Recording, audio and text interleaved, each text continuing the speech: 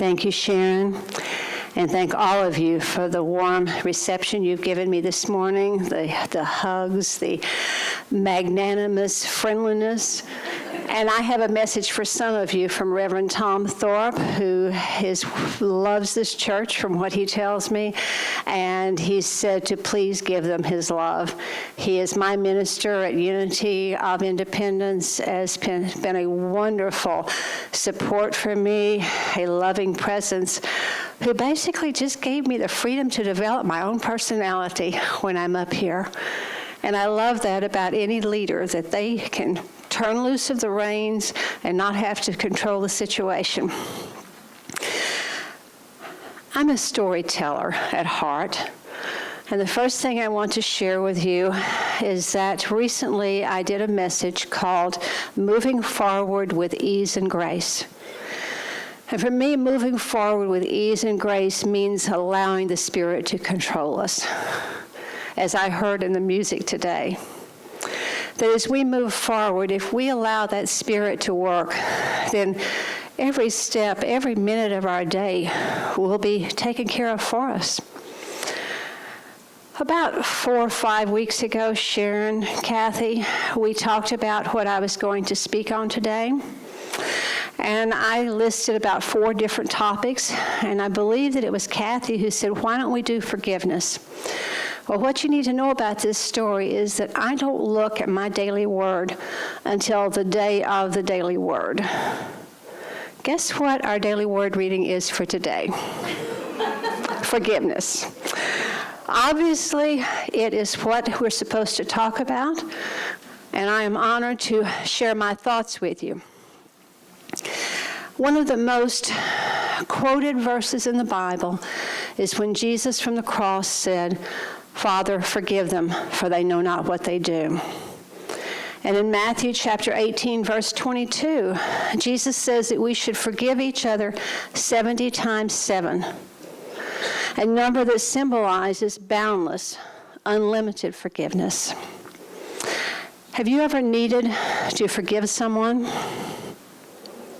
All of us have.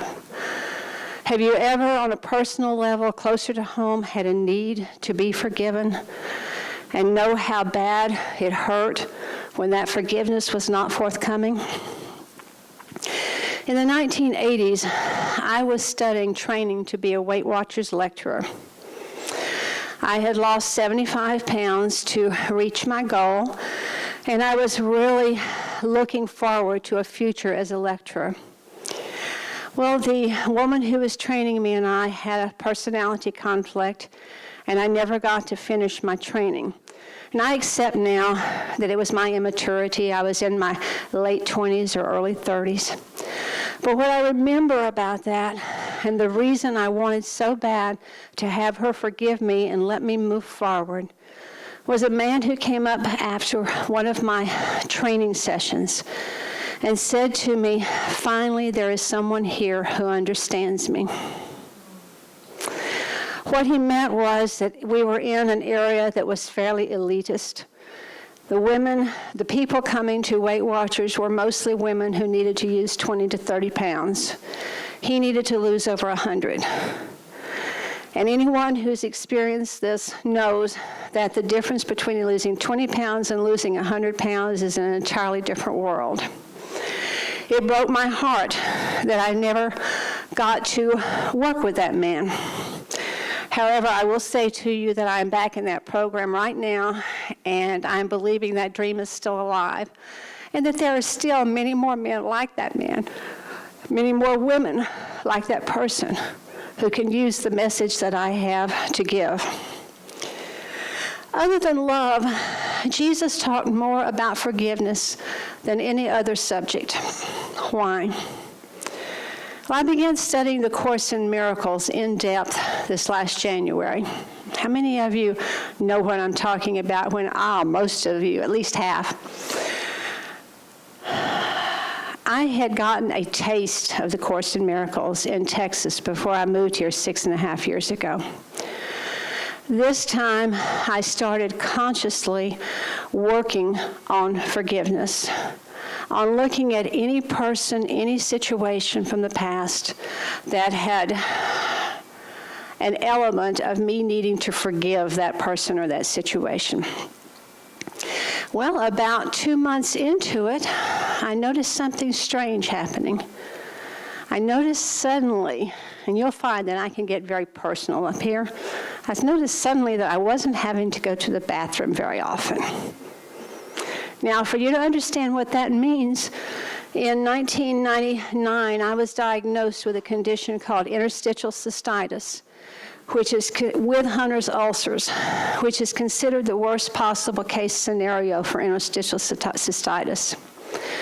Now, they were able to get rid of the ulcers, but it left me with, at the time, needing bathroom trips every 15 minutes to an hour maximum.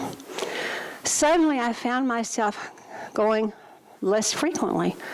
I started writing it down. 1 hour, 2 hours, 3 hours, 4 hours. This is a normal bladder. The only thing that I could tie to that sudden, apparently miraculous healing was the forgiveness work that I had started to do. Letting go of old things that were perhaps oftentimes buried. I was having to ask for things, beg for things to come to the surface to be healed. Now, was this a miracle? I can't prove it. I have no scientific validation, but it certainly seemed like a miracle to me. At that time, way back in the 1990s, I had pain that would have me curled up in a fetal position on the floor at times. I had pain that would practically knock me to the ground walking across the parking lot. Suddenly, I feel like a normal human being. You tell me that's not a miracle.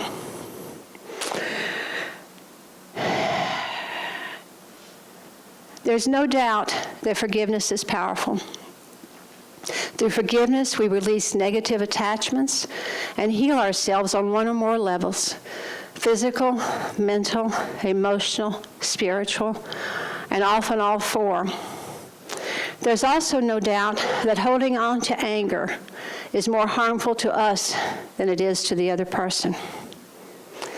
Charles Fillmore taught a process called crystallization. I know we have at least one licensed Unity teacher here. Sharon, you know what crystallization means. My understanding of crystallization is that any negative energy that we're holding on to can form crystallized crystals in our bodies, which, like cancer cells, grow and multiply and can become debilitating. For Charles, once we forgave, once we released all of this energy, those things could be released from our bodies physically for healing. Think for a moment of malignant cells. The word malignant is Latin for badly born. I didn't know that till I looked it up. Malignant tumors are formed from abnormal cells that are highly unstable and travel via the bloodstream, circulatory system, and lymphatic system. Does anyone in here know who Pam Grout is? Does she visit here occasionally when she's in town? Oh, I'm so sorry I missed her this morning. I met her in a friend's home at a Meet the Author event, and she came up to me so friendly and started talking to me before I even knew who she was. But all I want to say about Pam is that I subscribe to her daily blog, and in one of the blogs a while back, she said, "Our beliefs and expectations, in fact, are so powerful that placebos, fake treatments like sugar pills, saline injections, and sham surgery cause bald men to grow hair, high blood pressure to drop, ulcers to heal, dopamine levels to increase, and even tumors to shrink. And although pharmaceutical companies would rather keep this on the down low, placebos relieve symptoms on par with real medication. In other words, It's our beliefs that do the healing. Does that sound like unity? In his book, Talks on Truth, Charles Fillmore says, and by the way, if any of these books are unfamiliar to you, I bring ones with me that are books that I'm going to be mentioning in my talks. Some people like to just take a snapshot with their camera of the pictures so that they can get the book later. In the book, Talks on Truth, Charles Fillmore says that disobedience to Spirit is refusal to do right at all hazards. We want instantaneous healing of our diseases, but we're loath to sacrifice the mental habits, heal me, but don't ask me to change my mind.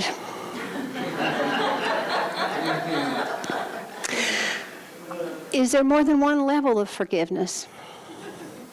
Unity teaches that what we focus on expands. What level of consciousness is your forgiveness expanding from? Conscious, subconscious, or superconscious? According to the revealing word, the conscious includes all that man is aware of, spirit, soul, and body. Divine ideas must be incorporated into our consciousness before they can mean anything to us. I learned through a Gary Renard book. Anybody know Gary Renard? I only get one hand on that one. Gary Renard wrote 4 books that were a lay person's explanation of the Course in Miracles. And I found that I actually learned more about the Course from his books because I could understand what he was saying than I did from the Course in Miracles. His most famous book is The Disappearance of the Universe. Someone may have heard of that. He says that the forgiveness I did was on the conscious level and barely scratches the surface. He talks about cause and effect forgiveness. Now, we talk in Unity about the law of cause and effect, but how does that correlate to forgiveness? According to Renard, effect is what I was forgiving. In other words, something that is made visible to my conscious awareness of an affront. In other words, that person stole from me. That person broke my heart. That person gossiped about me. That company fired me.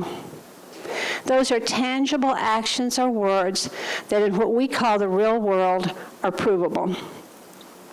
The subconscious, on the other hand, is the home of our habits, the storehouse of our past thoughts and experiences. The cause that Renard refers to is getting to the root of an issue. Now, he's not talking about going into years and years of psychotherapy. He's talking about the initial cause of everything that has ever happened to anyone on this earthly plane of existence from the beginning of time. What is that cause? Think about the Think about the Garden of Eden allegory. What caused Adam and Eve to leave the garden? Did God toss them out, as many of us learned in childhood? No, not according to Unity's interpretation. They used their free will and chose to expand their knowledge to include the dark side of life in addition to the good life of abundance that they were living. They were curious. Are you ever curious? Okay. Several years ago, while I was still in Texas, I had a very dear friend who did marijuana on a regular basis. You have to know that I have never done any form of illegal substance at any time in my life, but I was very curious. And I was visiting her one day, and I just, in my mind, it was, okay, this is something I want to try. I have the money to buy into a session. It's in the privacy of her own home. Who could it hurt? Well, whenever we were together, I was having so much fun that I didn't think to ask her. I would leave her, I would go somewhere else, and I would think, well, I didn't mention wanting to buy in. Get back to be with her, having so much fun, didn't think about marijuana. Finally, I was ready to leave and go home, and I'm driving home, and it went through my mind, you never did talk to her. And the message that I got loud and clear was, you get high enough on life. You don't need artificial stimulus. Haven't thought about it once since then.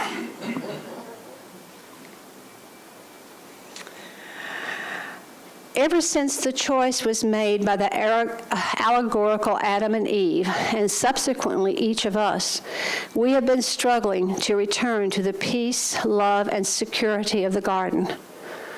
Now think of a similar story, the story of the prodigal son found in Luke chapter 15, verses 11 through 32, who used his free will to leave his father's home and spend his inheritance on desires of the flesh.